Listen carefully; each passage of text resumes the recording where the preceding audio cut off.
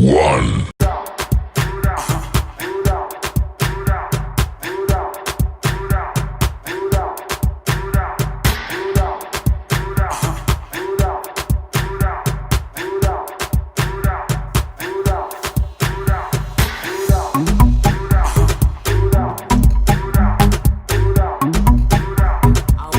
Down 3 times, guys. 3 good times.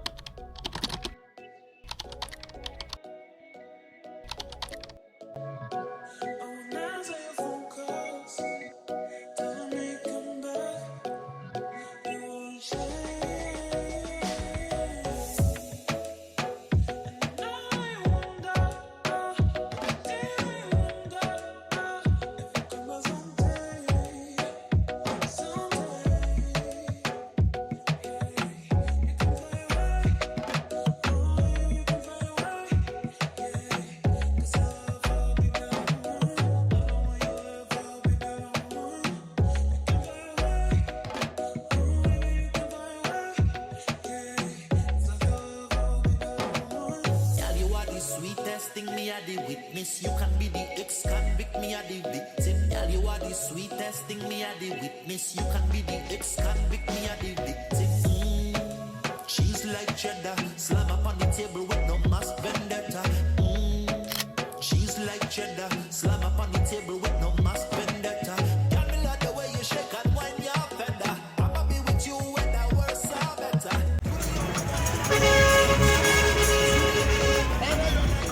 You can't ban it.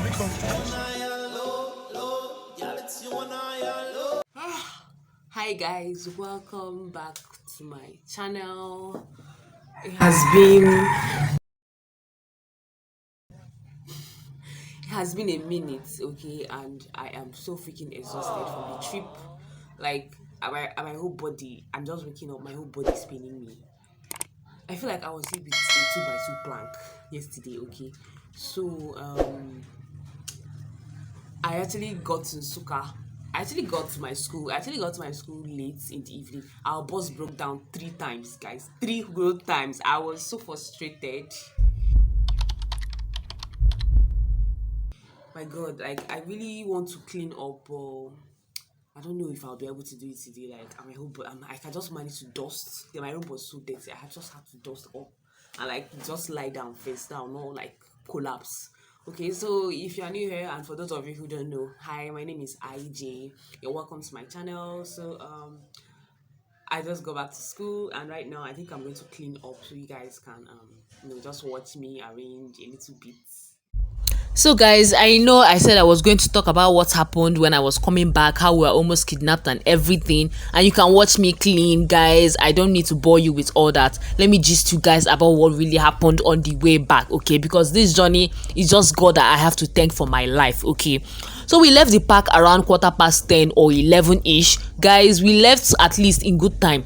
Coming to Nsukka is at least a 4-hour or 4.5 hours journey, but guys, we spent nearly 6 hours on the road. Our bus broke down 3 times, okay? And when I say 3 times, like we just thought it was regular. The first time the bus broke down, the driver said it was overheating, that the car was overheating, and then we somehow managed to get water and put into the engine, and then the car started moving, okay? We drove for another maybe 20 minutes before the car broke down again.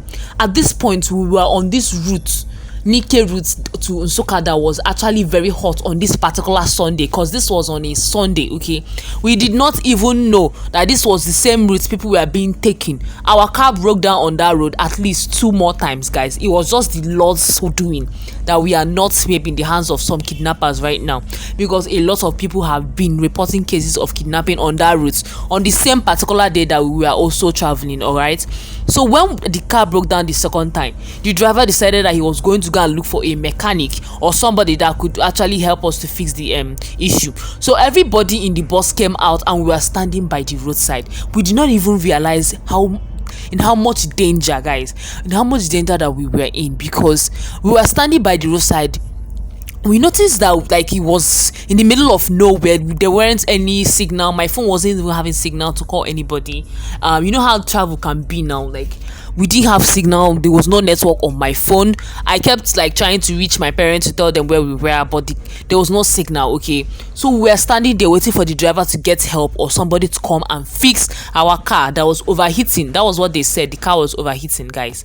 But we would not believe me when I said that the driver came back 20 minutes later and we were still standing there. He didn't actually come back with anybody. There was no mechanic. So we stood there for close to 35 minutes, okay?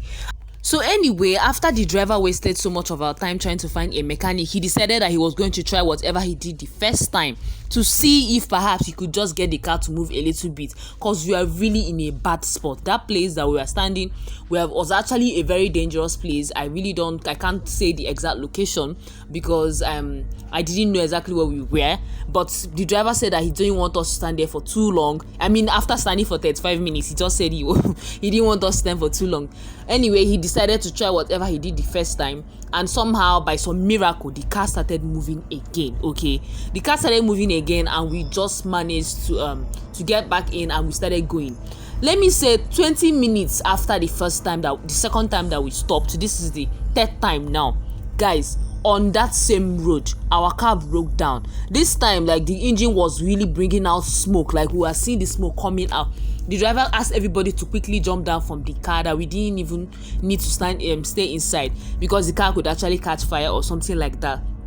So we all came down. We were standing by the roadside. So we remember that we left for this journey 11:15, guys. By this time that I was talking to you, it was already past 2 o'clock in the afternoon. It was already past 2 o'clock. Everybody was just freaking tired. We were all very frustrated. The driver kept making excuses and people in the bus were just unhappy. Okay, we are still standing on the road. This is the third time we are standing on that very dangerous route, guys. I only found out that in how much danger we were after we got to school to start hearing stories of people that were taken on that same road. Because I just thank God for my life. I thank God that it was like we managed to make it down to where our destination safely, because honestly the story would have not been pleasant to tell. To be honest, I am not sure about the fate of people who were the other people who were stranded on that road as well. I don't know the time that the people that were kidnapped were also kidnapped. I don't know exactly what happened, and we just pray that whoever was taken on that road makes it out safely, okay? Because if not that for God's intervention, I don't even know how my own story would have gone, because I had so many bags with me. I didn't have enough money to even call a cab or look for a way out. I would have been truly stranded, just to say the least, okay? So I'm just happy that the story did not end badly, and we just hope that anybody that was taken on that road also makes it out safely, okay? Because this story would have not had a pleasant ending. Maybe I wouldn't even be the person who is telling you guys this story today. Really, hopefully anybody that was in danger on that road also makes it out safely. So this was the story of how I was almost kidnapped, though. I just thank God for my life. Anyway, we finally got to Nsukka. We finally got to Nsukka around 5:30 to 6. It was so late. All of us, we are so exhausted in the bus. If I would not even say that the bus didn't have any other issues, but that was the main dangerous situation that we were in, because by the time we were getting close to Nsukka, it was already getting late and the bus was still having overheating issues. But I'm just happy that we managed to just get to our destination. It wasn't until I got to school that my friends that were calling me were now asking me how we were able to pass that road and whether we met any danger. I told them about how my bus broke down. The bus broke down 3 times and all of them were just shouting that was the road. They've been hearing stories of kidnapping. I think I'm just going to go and sleep. Like, I'm really still exhausted. But thank you for watching to this part of the video. If you're here, comment. I'll let you know what to comment when I'm editing this video. At this point, I'll put something for you guys to comment. Thank you so much for being with me all the time, for watching me. Thank you so much. Bye. I'll catch you guys in the next video.